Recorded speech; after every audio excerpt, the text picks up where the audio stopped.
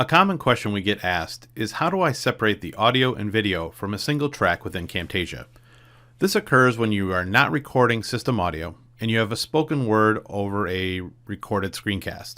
So when it comes into Camtasia, both the screen recording and the spoken audio are combined into one track.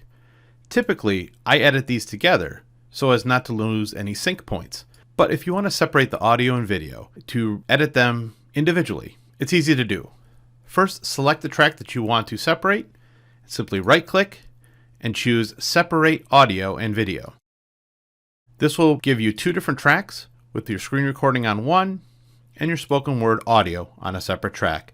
Once those are separated, the only way to bring them back together is to use our grouping feature.